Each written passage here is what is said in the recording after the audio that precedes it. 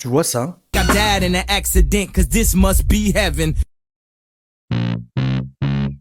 Bah ça m'a fait penser à ça. Les bigoudis, tout ça, rien contre Léa et lui. Donc ça, c'est Supermarket Lady. C'est une sculpture de l'artiste Dwayne Hanson qui nous propose la représentation d'une femme tout ce qu'il y a de plus ordinaire dans la fin des années 60 aux États-Unis. On la voit pousser un caddie rempli de trucs et de machins. Donc en gros, rien d'extraordinaire, rien de fou. C'est exactement là le message de l'artiste. En fait, Dwayne, il veut représenter cette nouvelle mode de consommation aux États-Unis qui, à ce moment-là, était le mode de vie. Et finalement, la question qu'on se pose, c'est et si cette femme de supermarché était la meilleure critique de la société de consommation jamais sculptée? Déjà, pour parler un peu technique, c'est une sculpture grandeur nature, en résine polyester et fibre de verre, avec des vrais vêtements et des vrais objets du quotidien.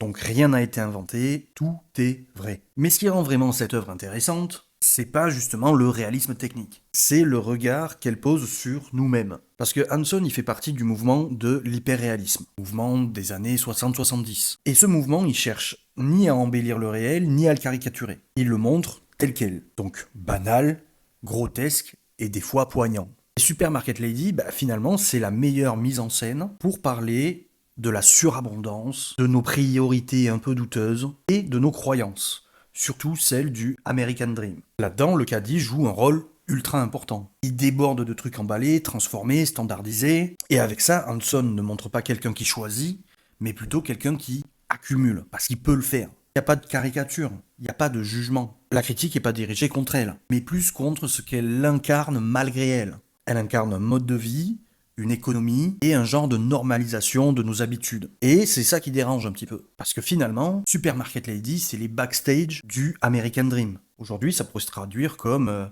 la vie qu'on montre pas à côté des réseaux sociaux. On poste des vidéos, mais avant de poster, on est The Supermarket Lady. Donc on est comme elle. Et surtout, on est comme tout le monde. Parce que cette femme, finalement, elle est tout le monde. Elle est nous.